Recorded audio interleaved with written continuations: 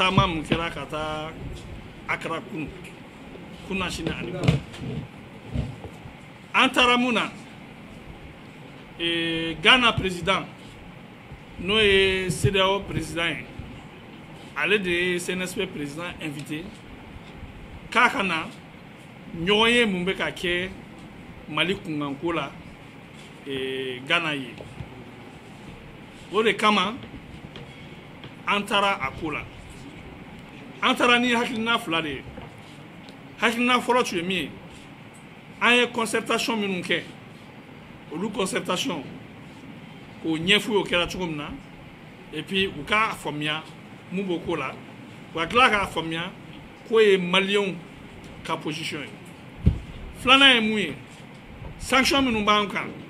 k'a lajɛ n'u bɛ se ka sanction wuli ou bien n'u bɛ se k'a nɔgɔya cogo min na k'a d'a kan ɲɛtaa minnu kɛra kow la an selen n'a ye an n'u sigira an kumana an y'a ɲɛf'u ye k'an ye concertation kɛ concertation kɛlen na mɔgɔ caman sen donna a dilanni na o kɔnɔna na transition charte o dilanna feuille de route o dilanna transition charte kɔnɔna na président de la transition o kuma fɔr'o la vice président fɔr'o la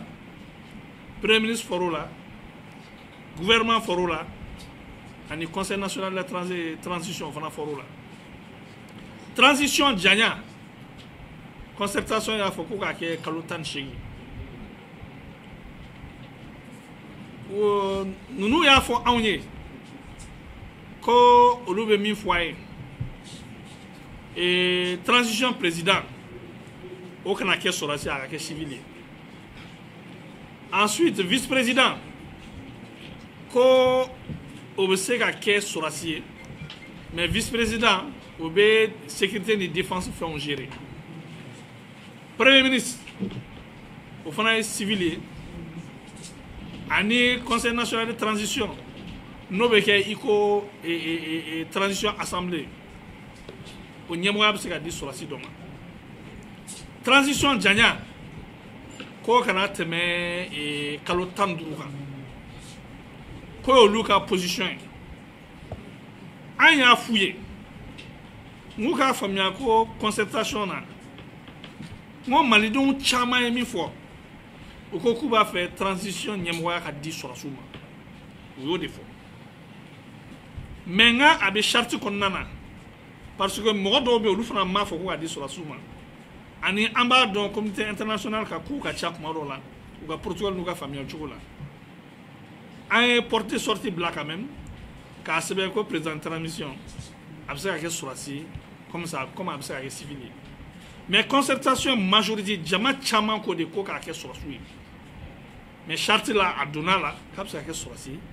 a bɛ se ka kɛ civil ye vice président fana a fɔra ko fana bɛ se ka kɛ sɔrɔsi ye o fana bɛ se ka kɛ civil ye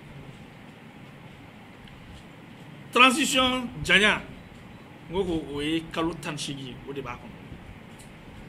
an tilala k'a f'u ye fana k'a da kan n ko collège dɔ de bɛna sigi o collège in de bɛ président ani vice président sigi ni président sigira président fana bɛ premier ministre sigi n ko donc o de bɛ concertation ni fɛnw kɔnɔ olu ka laɲini ye min ye o tɛ a kɔnɔna na u ko ko olu ko a bɛ kɛ cogo min na k'an ka kɛ ten k'o de y'u ka exigence ye fo k'a kɛ ten ka président kɛ civil ye ka premier ministre kɛ civil ye a tɔ n'an b'a fɛ kɛ cogo min na an ka kɛ ten après u sɔnna an ka kuma dɔ ma k'a fɔ ko yan'a ka kɛ kalo 15 ye mun bɛ charte kɔnɔ n'o ye kalo 18 ye u bɛ sɔn o ma mais mun yɛrɛ tɛ négocier fiyewu o ye président o ka kɛ civil ye ani premier ministre o ka kɛ civil ye u ko ko kunun bɛ an ka jaabi d'u ma o yɔrɔ in na an ka jaabi d'u ma ko communiqué kɛ an ko an tɛ se ka jaabi di n k'o tɛ anw nakun ye an nana k'a fɔ aw ye de concertation kɛra mun boro kono o eni mo sino amana ka fowe kan sigi anga accord sigi ngamana noy u ko la ko namana noy ko a ko angata akoka nyini ko parce que ni a chien duru de chef d'état be sigi Mali kungola ko dokera ko donc anga ni ko infojuna anga fo kan sonanima anga nyetake we kuma chama fo akola ango ngo chenre la an bora Mali la ni kami oteni aya fo kami na invitation jara e kosobe parce que amena ma erera nyona mais ani concertation résultat minana amo de nyefo wi maintenant mouye décision talé yankola anti ka décision ta aba to anga sigi an bora ka minu to amna nyefuye ngo a antara o yende fo ani collège mi nga sigi o fana be sigi maintenant président sigili la ou ka position me nyefo ni collège a ke chugumna o do be fuye ngo me ame yorom na tan anti se ka fuye ko civil de bekai council nutama nganti se ko fota ankla la ka funyana ngo concertation ko mo chama de ko sura sukata donc a hakli la akakan ko mo chama de ko sura sukata akakan anga se ka jatemne ko sura sukata mais comme au kotan an ye chidende amesig amba nyefo akira chugumna ni collège blala en place ni décision min taro ko nana wote ngo angon kon tika jabi daw maya nasra malla ni jabi ni décision min taro be fowi ankla ko yinga ngo amar ko godu ngo be chugudme o koko o wili lokuma retala ko kuma tala de ko tanki amaso utama amargo kuma utala kube dogokun kelen de dama ka damne kununa dogokun kelen anga singana anga nyefo anga kla ka funyana ko an sonu tama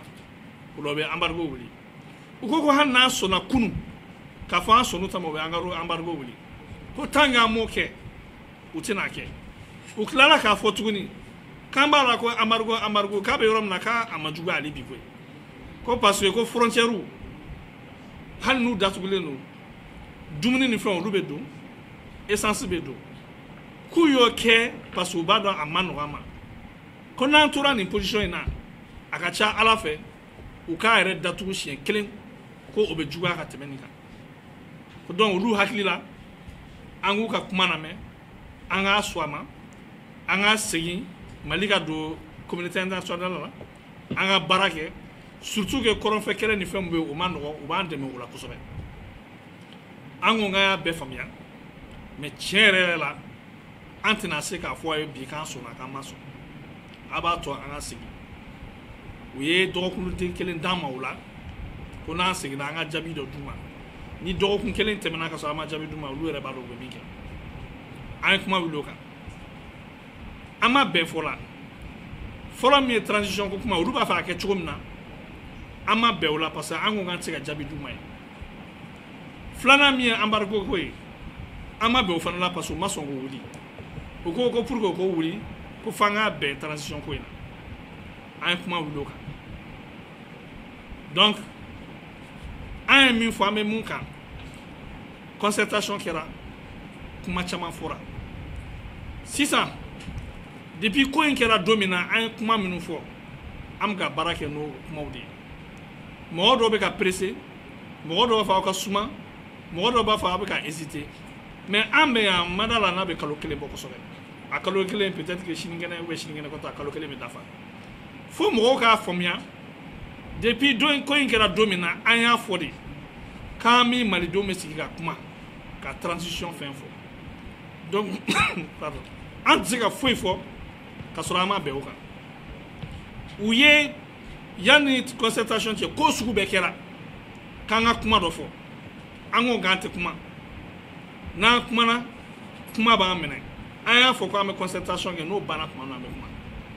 concertation kera a bana mo yo nyon famia muga ga bo kono no boro kono sisa ame bara da me depuis an nana kunu bi yɛrɛ collège min kan ka président de transition sigi olu ka baara daminɛ pour que transition organe ka sigi sisan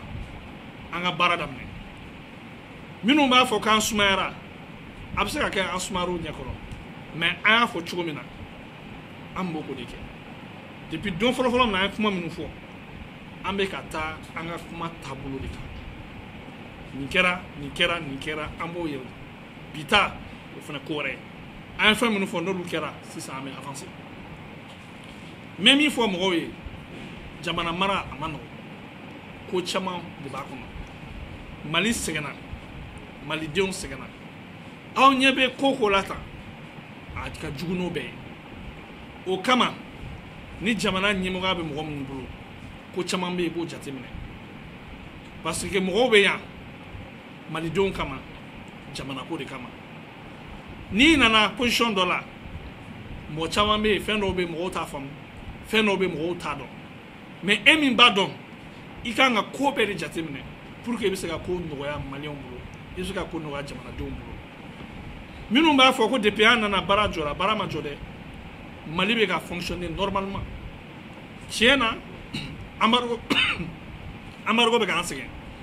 mais Mali bɛ ka fonctionner normalement